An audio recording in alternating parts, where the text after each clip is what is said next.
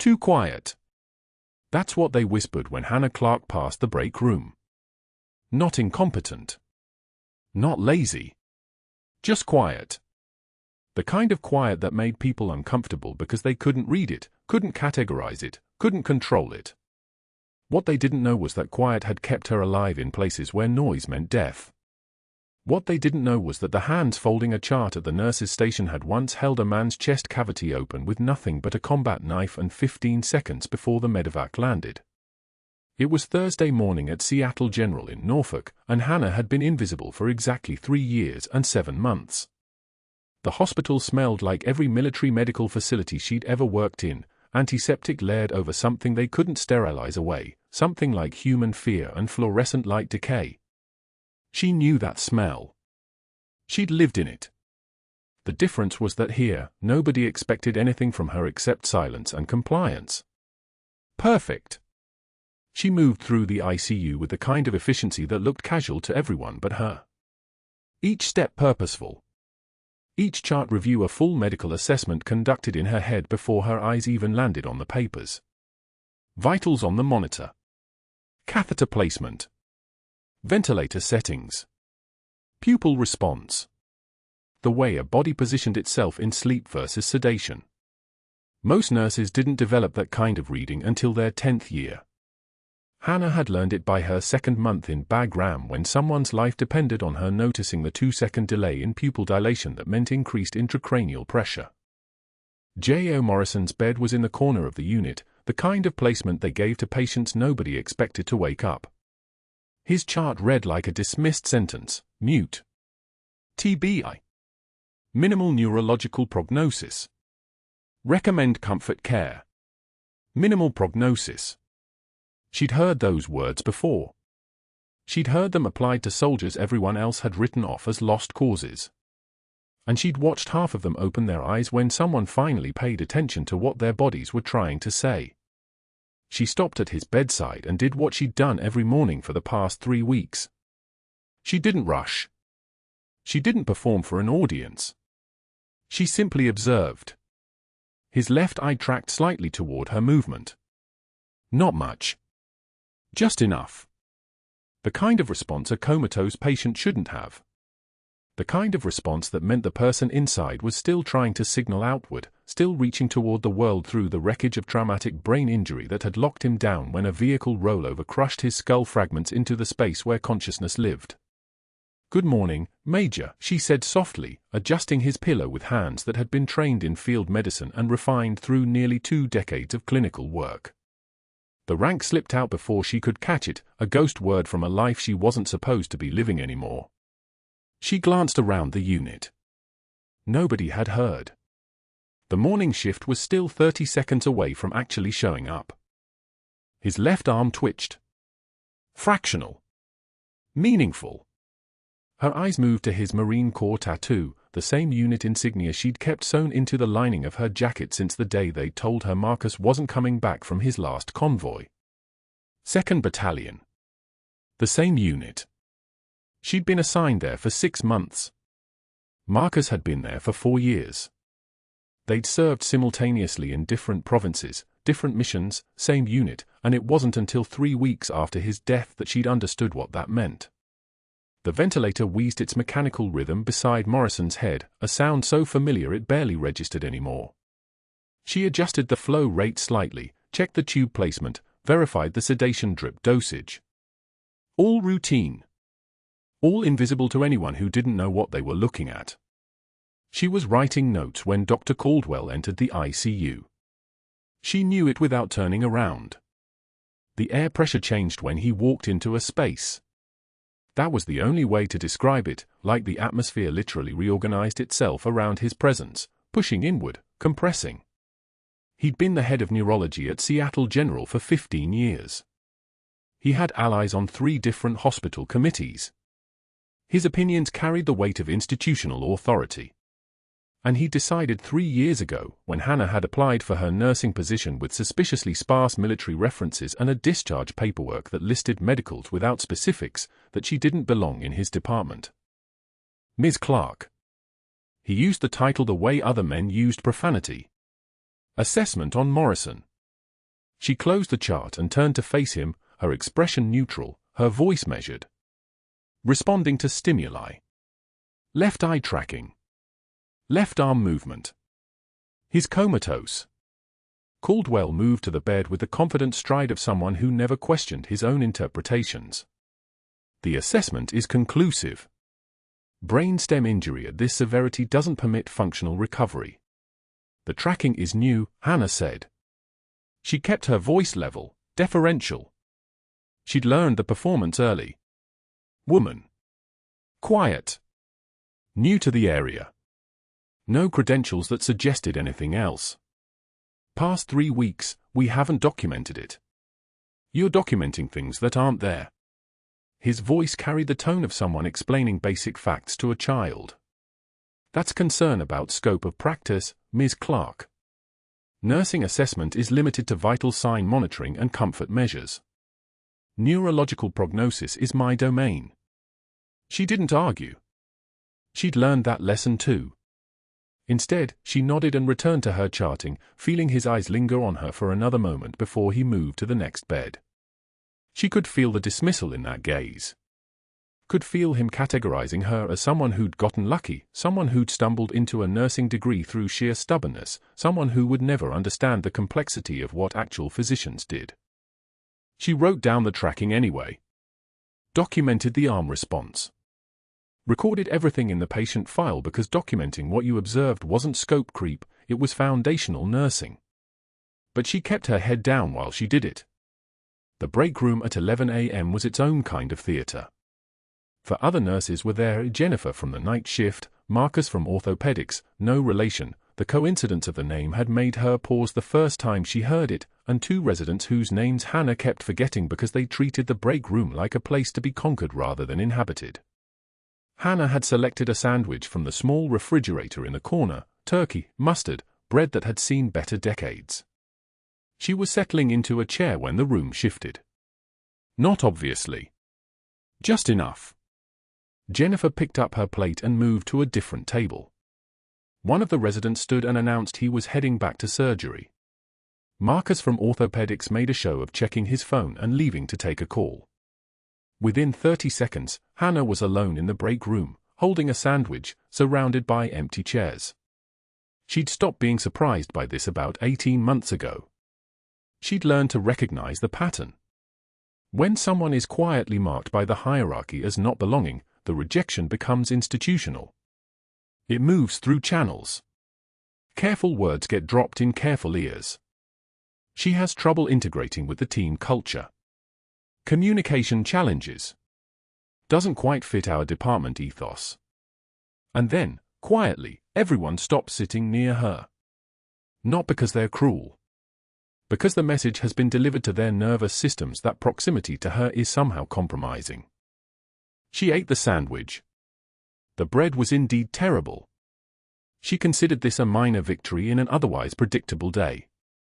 By the time afternoon shift started, she'd logged 8 hours of observation on Morrison that nobody had asked for and wouldn't read. She'd adjusted ventilator settings that were within her scope. She'd administered medications with the precision of someone who understood pharmacodynamics well enough to know exactly what each drug was doing at a cellular level. She'd been polite to every physician who spoke to her. She'd been invisible. This was the version of herself she'd assembled when the Army had medically discharged her. Major Hannah Clarke, Bronze Star recipient, had become Hannah Clarke, registered nurse. The woman who'd performed field thoracotomies in helicopter landing zones had become the woman who helped comfort care patients get into better positions. The person who'd been trained to keep soldiers alive in the worst circumstances imaginable had become someone apologetic about noticing when a patient wasn't actually comatose. She'd built a quiet life. Built it carefully. Built it small enough that nobody would think to ask questions about the gaps in her history, the education that started and stopped without explanation, the way her hand sometimes moved with the fluidity of someone trained in trauma protocols that most civilian nurses would never encounter. After shift, she drove to Section 60 at the military cemetery. She did this every Thursday. It had become as routine as her hospital rounds. She parked the car, walked the rows of white headstones in the fading light, and stopped at the stone marked Marcus Jonathan Clarke, Major, United States Marine Corps. Beloved husband. Faithful servant. The rain was starting. Not hard yet. Just the promise of it, the way the sky darkened and the air got heavier. She sat down on the grass in front of a stone, not caring that her scrubs were still damp from the hospital. The faded 2nd Battalion patch was in her jacket pocket, where she kept it always, her fingers tracing the embroidered insignia through the fabric. "He's still in there, Marcus," she said quietly. The woman who sat alone in cemeteries talking to headstones was a different woman from the one who worked the ICU. Here, the composure could slip slightly. Here, the quiet could mean something else. "I can see it. The part of him that's still fighting. The doctors want to let him go. But I see the tracking. I see the response." She didn't cry. She hadn't cried since the notification officer showed up at her door with their carefully practiced expressions and their endless apologies. But something in her chest moved, like a door opening in a room she'd sealed shut years ago. "I promised you I'd keep serving," she whispered. "I promised you I'd do it right. And I'm trying. But they don't want what I know. They want me small. They want me quiet. They want me to stop noticing things." The headstone didn't answer. Headstones never did. But in the distance, a helicopter passed overhead, its rotors cutting the air into measured beats, and for just a moment, Hannah Clarke let herself remember who she'd been before she learned how to disappear.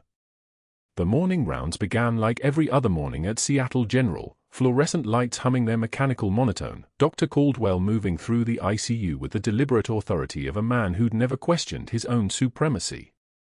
Hannah stood at the foot of Morrison's bed with her chart, 3 nights of documented observations pressed against her chest like evidence. Subtle changes. Pupillary response improving fractionally. Muscle tension decreasing along the left trapezius. The kind of incremental shifts that meant nothing to most nurses, but meant everything to someone who'd held dying soldiers and learned to read the body's whispers before it screamed.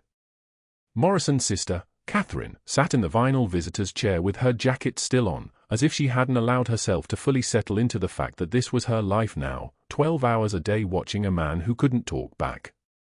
She looked up when Hannah approached, hope flickering across her face the way it did every single morning. Hannah cleared her throat. "I'd like to recommend extended monitoring for Morrison. I've documented 3 consecutive nights of improved neurological response. Nothing dramatic, but consistent. I think we should consider." "Nurse Clarke." Dr. Caldwell's voice cut the sentence clean in half. He didn't look up from the chart he was holding, didn't acknowledge the attending physician standing beside him, didn't glance at Catherine. He simply turned his body to face Hannah with the kind of deliberate slowness that announced his full attention. "Does your nursing degree somehow qualify you to override neurological assessments from physicians who actually attended medical school?" The room pressure changed. Hannah felt it, that shift in air density that happens when cruelty walks into a space and decides to stay a while. The attending physician, Dr. Reeves, shifted his weight. His jaw tightened. But he didn't speak. No one at Seattle General spoke against Dr. Caldwell, not if they valued their shift assignments and their staff reviews and their unspoken place in the institutional hierarchy that Caldwell maintained with the precision of a man who'd spent 20 years weaponizing policy against inconvenience. Catherine's eyes went wide. She looked at Hannah, then at Caldwell, searching for context that would make sense of this public humiliation. Hannah took one measured breath. The kind of breath she'd learned to take in operating tents when mortar rounds rattled the canvas and training was the only thing between panic and competence. She felt the tear escape, one, singular, moving down her left cheek like a small betrayal of every discipline she'd constructed around herself. She didn't raise her hand to it immediately. She let it fall for 2 seconds while her eyes held Caldwell's without flinching, and when she finally wiped it away, the motion was unhurried, deliberate, the movement of someone choosing compassion over capitulation. "Second opinions save lives, doctor. I'd think you'd remember that from medical school." Caldwell's jaw tightened. His eyes narrowed. For one moment, just one, something flickered behind his expression. Not anger. Not yet. Something sharper. The recognition that his target had teeth. He turned back to the chart without responding, which was somehow worse than any words he could have chosen. The silence was the dismissal. The silence was the penalty. By that afternoon, Hannah sat alone at the center table in the break room, her sandwich on a paper plate, her coffee cooling in its paper cup. The staff gathered their lunches in coordinated silence, Linda with her insulated lunchbox, Patricia with her thermos, Joanne with her cottage cheese container, and they moved to the far corner of the break room without a single word spoken. It was a choreography Hannah had come to recognize over the past 6 weeks. Caldwell had written his concerns about her inability to integrate with the team culture into formal staff reviews. He'd mentioned her isolationist tendencies during a departmental meeting. He'd expressed uncertainty about her collaborative capacity in emails that would inevitably be discovered during her eventual performance review. The other nurses, reading the institutional wind, had simply adjusted their positions accordingly. They were protecting themselves by disappearing her. Hannah ate methodically. She was good at this, at sitting in silence, at maintaining composure while the machinery of social exile turned around her. She'd survived worse than cold shoulders and empty tables.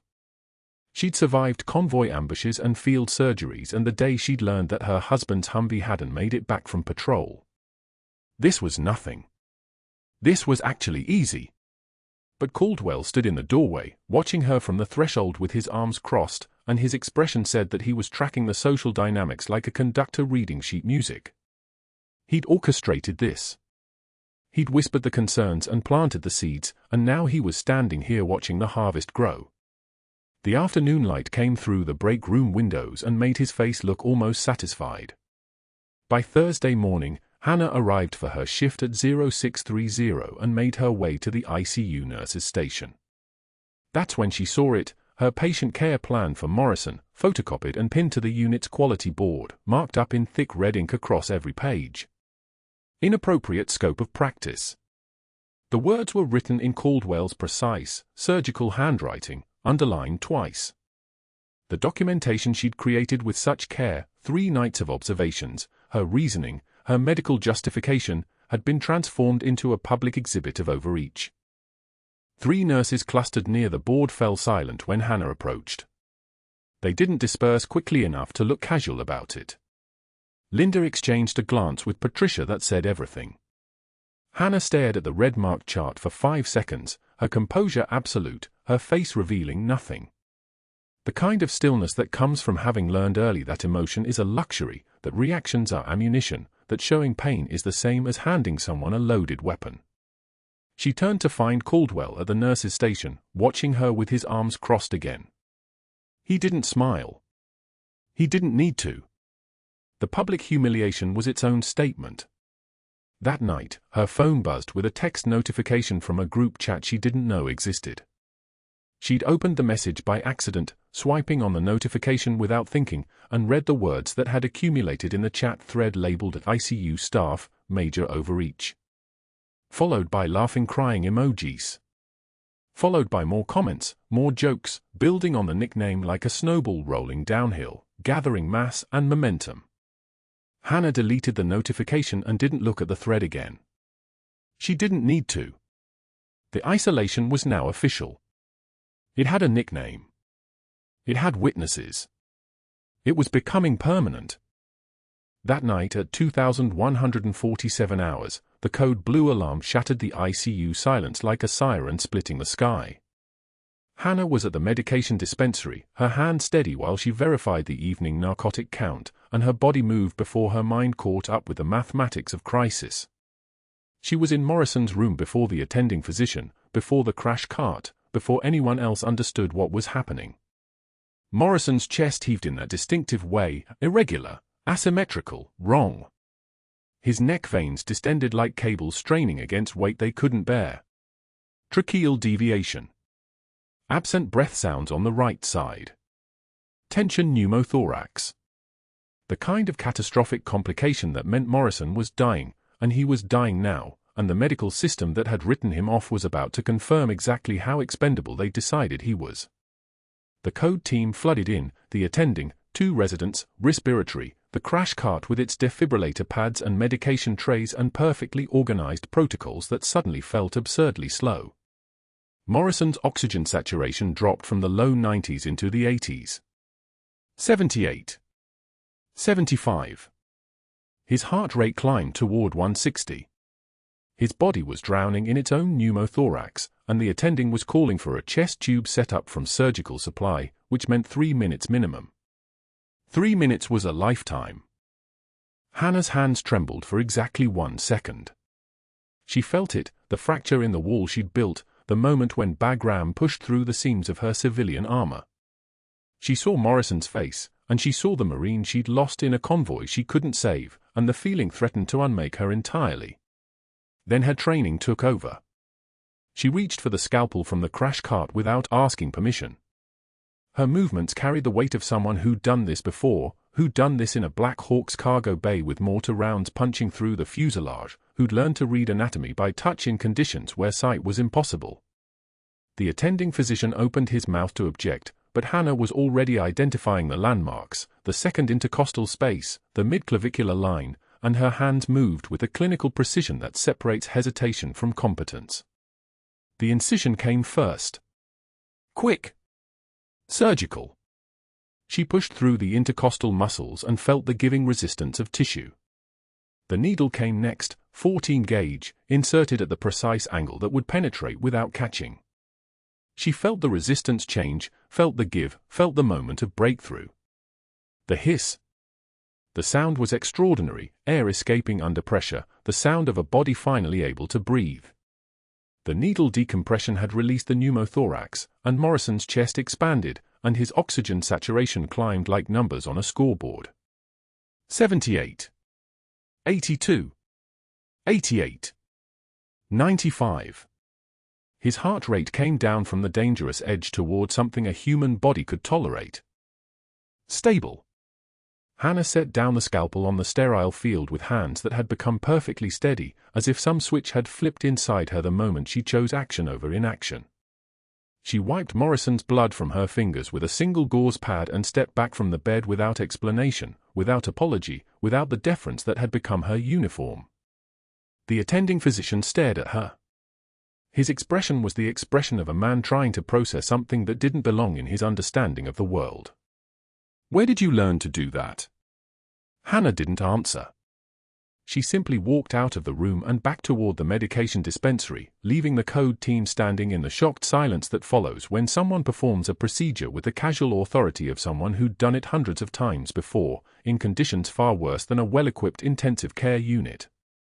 But that wasn't the worst part. That was just the moment that changed everything. Rain hammered the emergency department windows like artillery fire, and at 2,147 hours, the code blue alarm shrieked from Morrison's room on the 4th floor, 3 sharp wails that sent everyone scrambling except Hannah, who was already moving before the second tone finished. She didn't run. She walked. Her pace was something between a stride and a glide, the kind of movement that came from having threaded through helicopter cargo bays under fire, where panic kills faster than shrapnel. The elevator was too slow. Stairs. Her shoes clicked against tile in a rhythm older than her civilian life, left right, muscle memory overriding everything else.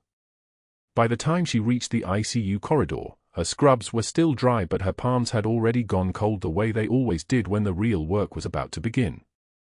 The monitor was shrieking when she entered Morrison's room. His chest was barely moving. The ventilator hissed in mechanical rhythm, but the air wasn't getting where it needed to go. His right lung was collapsing in on itself like a fist closing. Tension pneumothorax. Hannah could see it in the way his neck veins distended, in the panic in the attending physician's eyes, in the way the respiratory therapist was bagging harder as if brute force could somehow push oxygen through a chest cavity that had sealed itself shut. The patient's O2 sat was dropping. 92, 88. 84, the numbers on the monitor were a countdown, and Hannah had perhaps 2 minutes before Morrison's heart would decide it had had enough. She didn't think. Thinking was a luxury she'd left at Bagram with the rest of her name. "I need a 14-gauge angiocath," she said. Her voice carried no question mark at the end, just a statement of fact delivered in the tone of someone who'd issued field orders under mortar fire. The crash cart was 3 feet away. She moved there and opened it herself, muscle memory guiding her hands past the standard supplies until she found what she needed, not the needle they'd use, but something better. A scalpel. Clean. Sharp. Perfect. The attending physician didn't move. Nobody moved. But Hannah was already moving, and what happened next happened because she had already done it 1,000 times in her mind, in dreams that came without warning at 3 a.m., in scenarios she replayed while lying in a hospice bed beside her dying husband before she became a nurse. She positioned her hands on Morrison's chest, her palms steady as a surgical laser, feeling for the landmarks her body still remembered, second intercostal space, mid-clavicular line. The same place she'd cut into a young corporal named Webster with the blade of a combat knife in the back of a Black Hawk, watching the air escape with a hiss that meant the kid might actually live to see his mother again. The scalpel went in. Not deep. Just enough. The hiss of air escaping the chest cavity sounded like breath finally released, and Morrison's oxygen saturation stopped its descent and reversed course, 88, 92, 96, 98. The attending physician's face went from grey to something approaching human color. The respiratory therapist nodded once, just once, in the way combat medics acknowledge when somebody's done the impossible thing correctly. Hannah's hands were already moving to secure a proper needle, a 14-gauge angiocath that would keep the needle decompression stable, the kind of field surgery that separates the living from the names written on a wall in Arlington. Pain was data. Data was survival. Morrison's monitor stabilized into something that looked like a rhythm instead of a spiral, and nobody in that room spoke because there was nothing to say. The silence was so thick you could operate in it. The ventilator wheezed its mechanical rhythm. The heart monitor beeped. O2 climbing. Stable. 20 minutes later, Dr. Caldwell arrived with his hair disheveled from being called in at 9:30 on a Thursday night, his white coat unbuttoned, his expression moving through surprise and into something that looked like calculation before he even reached the bedside. He listened to the attending physician's account with the face of a man who had just watched the board flip in a game he thought he was winning. His eyes tracked from Morrison's improved chest rise to Hannah, then back to the chart. He examined the documentation. Saw the vitals improving. Saw everything that said this patient was going to live because someone had made a decision that was absolutely, completely, unambiguously outside the scope of a bedside nurse. Who authorized a nurse to perform a surgical procedure? His voice was reasonable. Clinical. The kind of tone that makes cruelty sound like protocol. He didn't look at Hannah when he asked it. He looked at the attending physician, and the attending physician looked at his shoes, and Hannah understood in that moment that the game had changed. She'd won the battle, Morrison was breathing, his SATs were climbing, his pupils were reactive, but she'd just announced to everyone in the hospital exactly what she was capable of, which meant she'd announced exactly what she was not supposed to be. The scalpel had opened more than Morrison's chest. By Friday morning, an incident report appeared in Hannah's employee file. She didn't find it herself, she found it when she pulled up her schedule and noticed the notation, employee restricted from ICU pending review, reassignment effective immediately. The incident report was 4 pages of clinical language that transformed her life-saving action into a liability. Unauthorized performance of surgical intervention. Clear violation of scope of practice. Potential patient endangerment. Legal exposure to hospital. Each phrase was constructed with surgical precision, and Hannah read them the way a sniper reads wind charts, understanding the angle, respecting the competence, recognizing the weapon being assembled piece by piece. At noon that Friday, Caldwell called an emergency meeting with his allies on the medical board. Director Walsh and Chief of Medicine Dr. Brennan were already seated at the conference room table, their expressions suggesting they'd been primed for this conversation before Caldwell walked in. He presented the incident as a pattern, not an isolated event. He spoke about Hannah's difficulty integrating with team standards. He mentioned her recurring instances of boundary violations. He used clinical language to describe her observation about Morrison's neurological decline, the very observation that had been correct, as interference with attending physician decision-making. By the time Caldwell finished speaking, he'd constructed a narrative where Hannah's competence looked like recklessness, where her medical judgment looked like insubordination, where her saving a man's life looked like hubris. The three men exchanged glances, and without anyone speaking out loud, the decision was made. Hannah's reassignment came through by 1400 hours. Effective immediately, she was moved from the ICU to the pediatric wing. The official language said it was a lateral transfer to better utilize her skill set, but the message was clearer than any memo: she could not be allowed near Morrison anymore. She could not be allowed near critical cases. She could not be trusted with anything that required actual judgment. Security restrictions appeared on her badge overnight, the kind of digital walls that slide into place in hospital systems without anyone pressing any obvious button. Fourth floor access, denied. ICU entry point, restricted. The badge itself was still in her hand, still said Seattle General, still had her photograph, but it was now the technological equivalent of being locked out of her own life. She tried protesting to administration on Friday afternoon.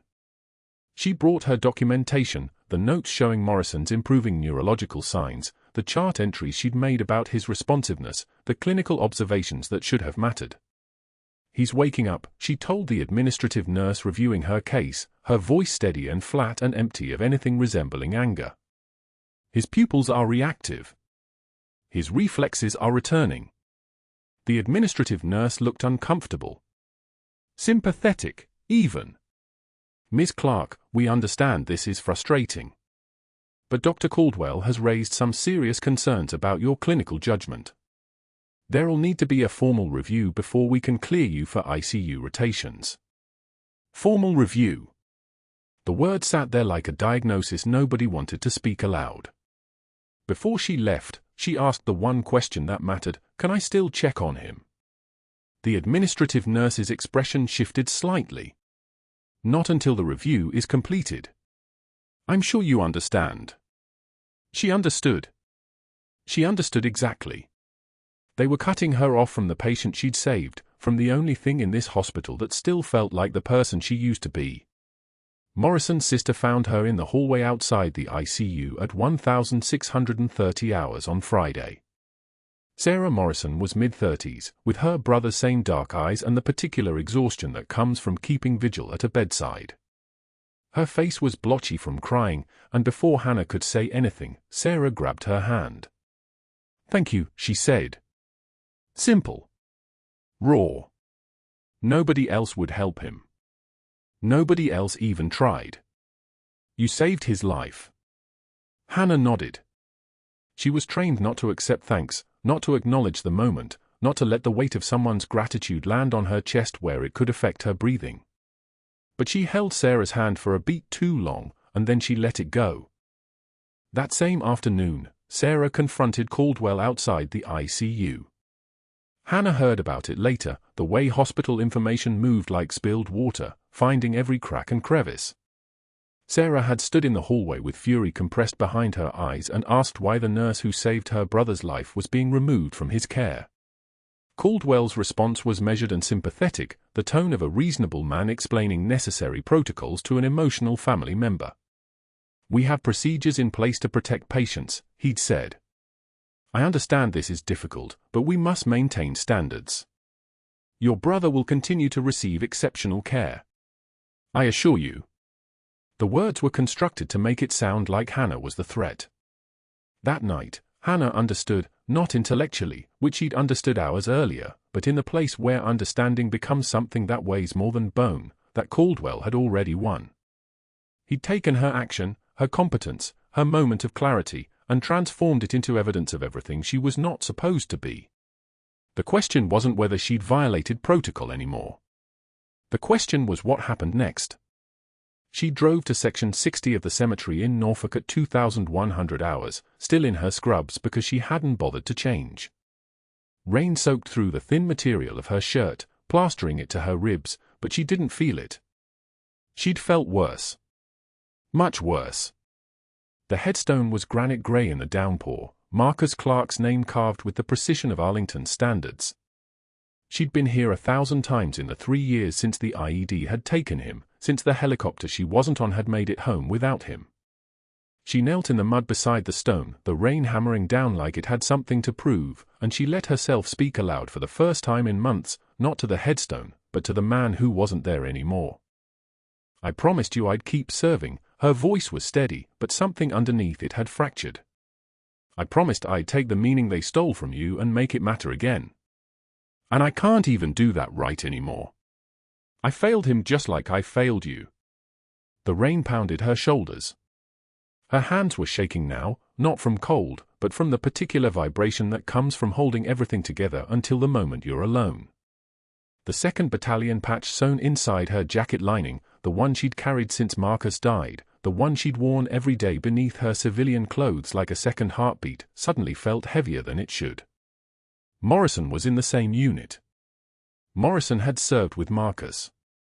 Morrison had walked the same mountains, breathed the same dust, lived in the same brotherhood, and she'd saved his life only to have that life used as evidence against her. The mud at her knees was saturated. Her scrubs were soaked. The cemetery was empty except for the weight of Arlington's 400,000 names, and she was just another nurse who'd stepped outside her lane, just another person who thought she could outrun the rules that were designed to contain people like her.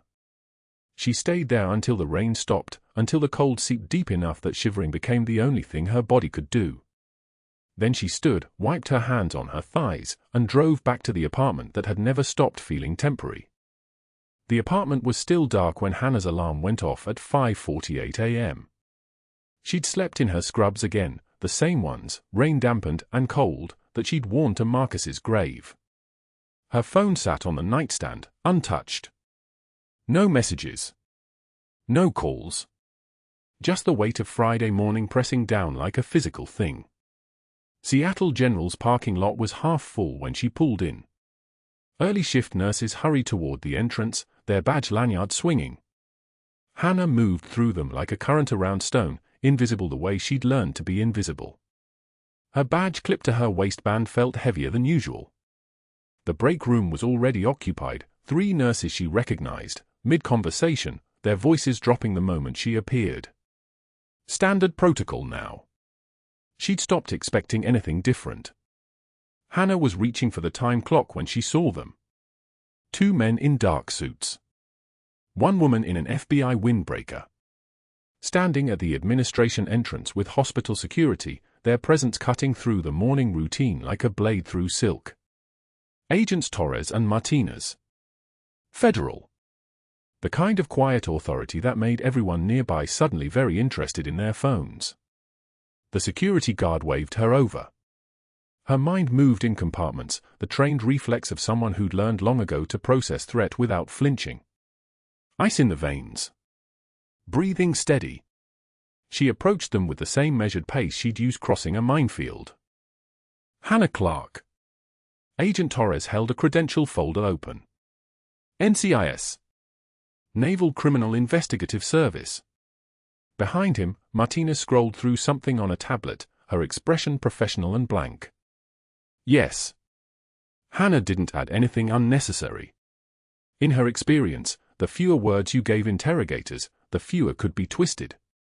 We need to verify some information in your personnel file, Torres said.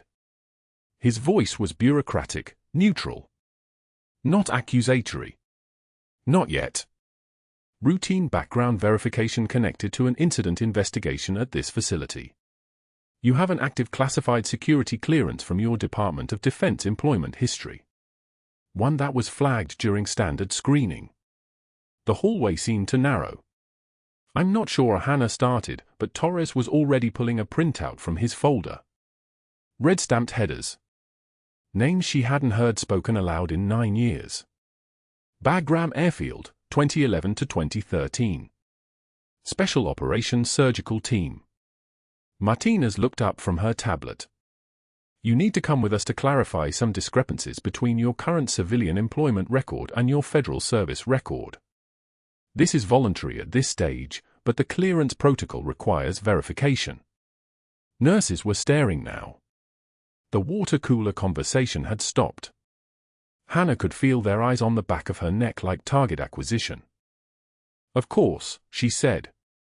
Her voice came out steady, a voice that belonged to someone who'd given briefings to colonels, not someone who pushed medication carts for a dismissive surgeon. She didn't recognize it anymore. They were moving toward the elevator when Morrison's sister appeared on the fourth-floor stairwell landing, Amanda Morrison in her wrinkled clothes from yesterday, her eyes red-rimmed but alert. She'd been sleeping in Morrison's room. Hadn't left him. She saw the agents. She saw Hannah. Their eyes locked for 1/2 second. Amanda's face shifted, recognition flickering across it like electricity. Not because she knew Hannah Clarke, the nurse. Because of something in Hannah's posture. Something in the way the federal agent stood beside her. Major. Amanda's voice cracked on the word. The stairwell went absolutely silent. Even the mechanical hum of the building seemed to pause. Hannah didn't answer. Didn't turn back. Torres guided her into the elevator with a light hand on her elbow, and the door slid shut on Amanda's stunned expression, on the nurse's frozen mid-stride, on the morning routine fracturing into something new and irreversible. But that wasn't the worst part. The conference room on the administrative floor was already occupied when they arrived. Linda Chen, the head nurse, sat at the long table with hospital legal counsel and Dr. Brennan, the department director. Linda was holding a file. Her hands were trembling. When Hannah entered, Linda's face went pale, not because of the federal agents, but because of what she was reading.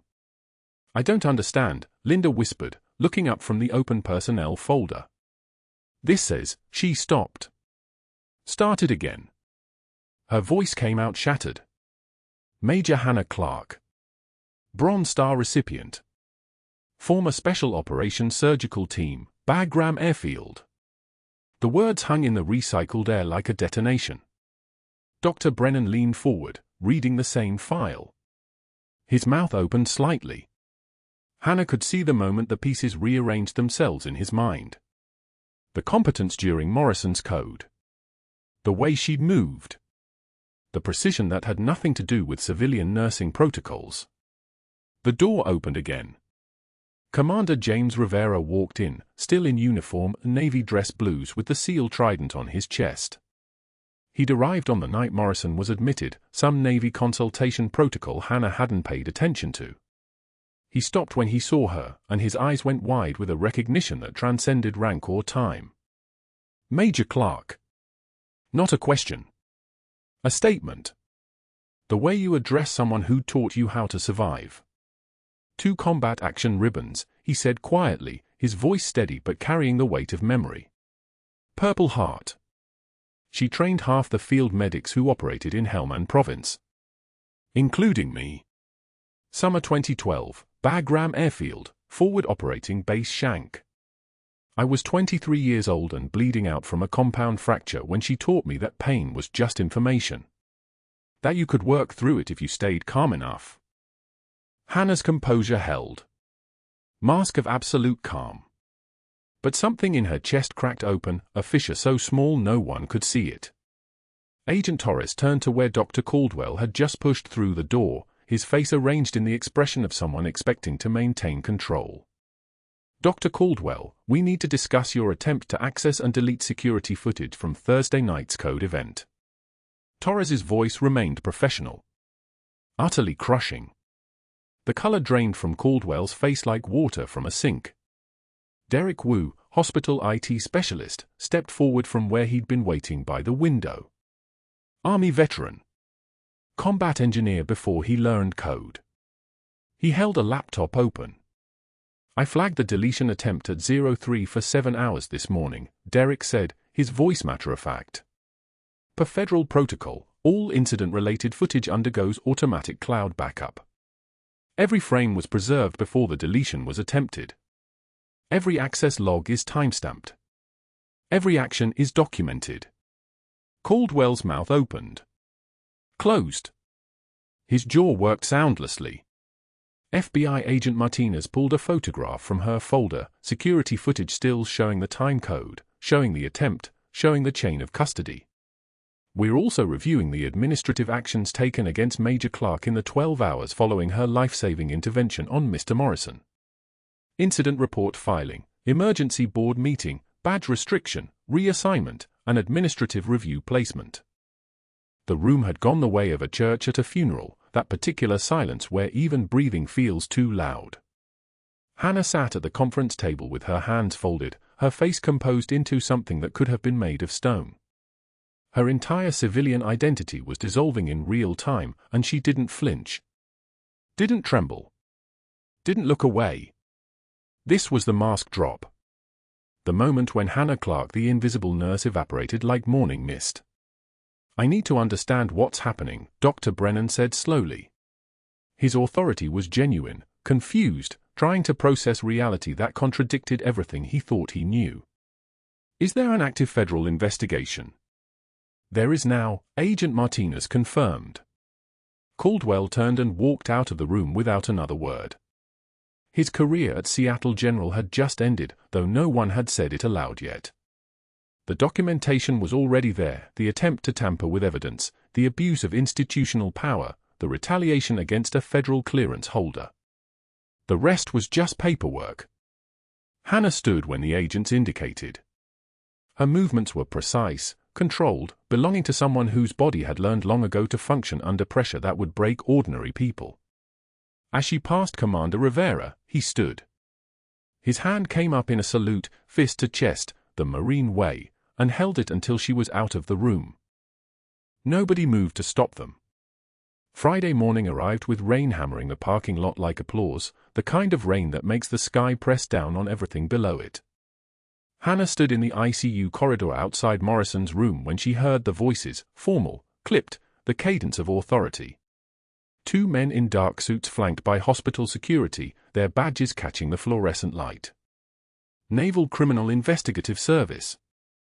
The words landed before she understood them. Major Clarke. The lead agent's voice was steady, professional, the kind used to delivering news that changed lives. "We need to speak with you in Administrator's office. It's not a disciplinary matter." She moved.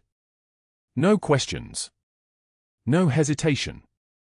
That was the muscle memory talking, the part of her that had learned long ago that when officers came looking for you, you stood up and walked toward them. The other nurses watched from the medication station as the agents escorted her down the corridor, their eyes suddenly understanding something they hadn't 5 minutes earlier. The conference room smelled like stale coffee and something chemical, the scent of institutional fear.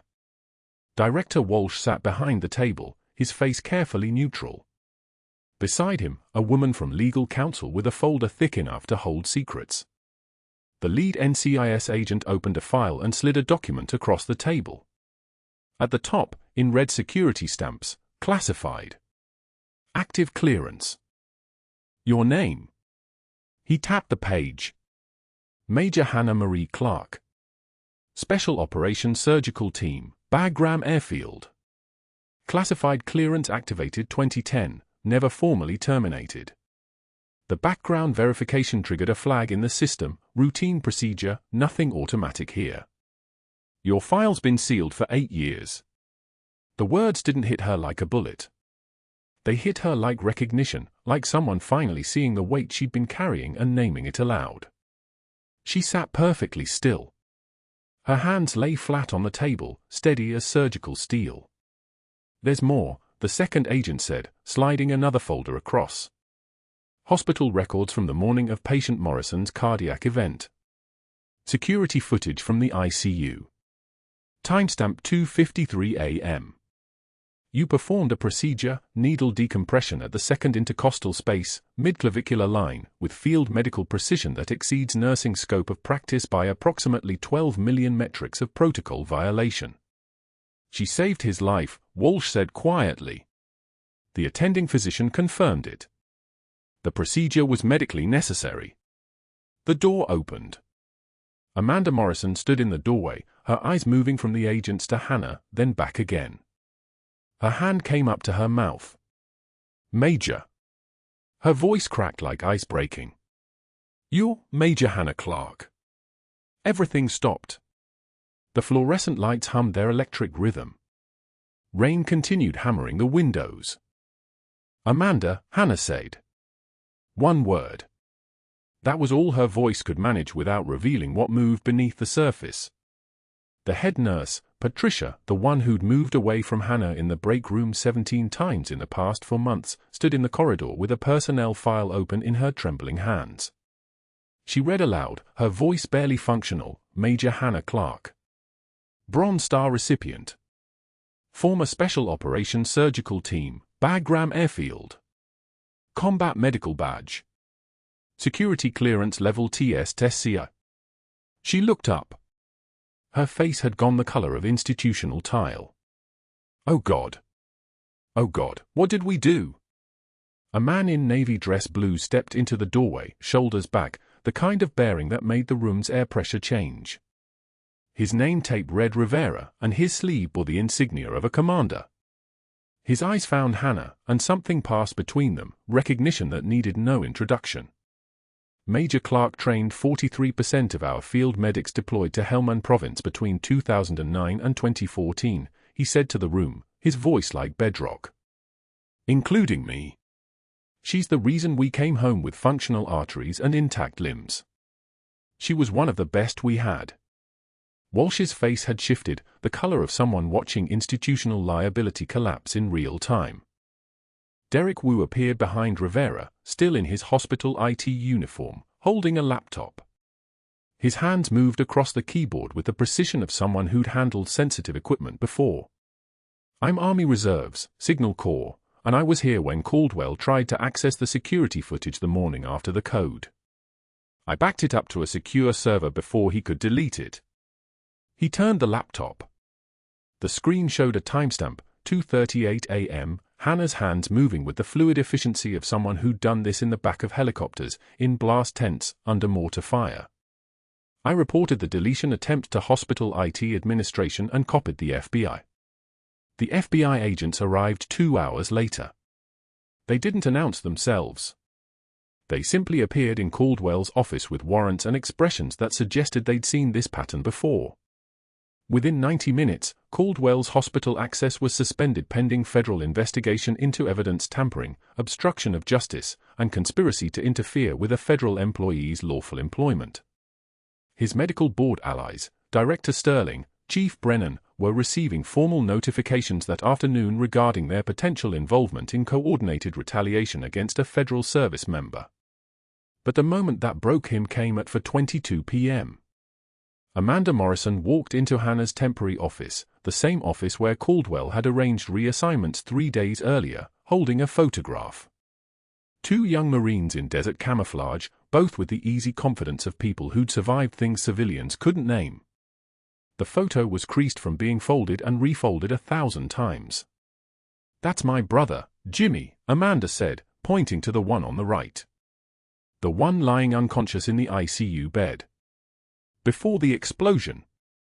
Before he couldn't talk. She pointed to the other Marine, the one with the scar visible even through the desert sun. And that's Marcus. My brother's best friend. Best man at his wedding. Hannah took the photograph. Her fingers trembled, not with fear, not with emotion, but with something more precise. Recognition. The sound of her husband's name spoken aloud by someone who'd known him in a context she'd never been allowed to discuss with a civilian. The threads connecting backward, forward, sideways through time. Marcus Clarke, Hannah said. It wasn't a question. Your husband. Amanda's eyes filled. Jimmy talked about him all the time after he came back from that convoy, well, after Marcus didn't come back. He said, her voice caught. He said if it hadn't been for Major Clarke's field training, half his unit would have died instead of just Marcus. He said she saved his life 3 times in Helmand Province. He carried her patch. Amanda opened Hannah's jacket gently, pointing to the threadbare fabric beneath the lining. The 2nd Battalion insignia, faded to almost nothing. He said one day he'd thank her in person. The 2nd Battalion. Her husband's unit. Morrison's unit. The same patch, carried inside fabric for 8 years, finally connecting to the person who'd loved Marcus enough to keep serving after he was gone. Caldwell received his formal termination notice at 6:15 p.m. via his personal email. The hospital's legal team had done the math: federal liability, potential criminal charges, catastrophic publicity, and calculated that his resignation was worth 3 months of severance and a neutral reference, nothing more. He signed the paperwork alone in that same conference room where Hannah's security clearance had been unsealed, his hands moving with the shaking precision of someone watching his entire career dissolve in less than 8 hours. By midnight, the Norfolk Regional Medical Board had flagged his file. By Monday morning, 3 other hospitals in the region had quietly added his name to their exclusion lists. His medical malpractice insurance carrier launched an investigation. His position on the hospital board was rescinded by emergency vote. The silence that followed wasn't the sound of nothing. It was the sound of consequence. Hannah stood at Morrison's bedside at 11:41 p.m., after the agents and commanders and legal team had gone. She looked at his face, the bruising fading, the neural activity increasing, the scans showing the brain beginning to rebuild itself, one synapse at a time. Amanda had given her the photograph. She held it in one hand, the unit patch in the other. "Your sister told me about Marcus," Hannah said quietly. "That he trained you. That you carried his patch." She placed the photograph on Morrison's bedside table where his eyes could find it in the morning. "I'm going to be here. However long this takes.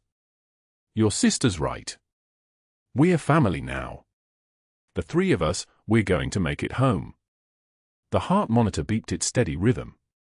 Sinus rhythm. O2 sat at 94%. The kind of numbers that meant survival. The kind of numbers that meant possibility. Outside, rain continued hammering Norfolk like history finally making itself known. Like the weight of all those years of quiet service, all those invisible hours, all those moments of composure under institutional pressure, finally recognized. Finally named. Finally home.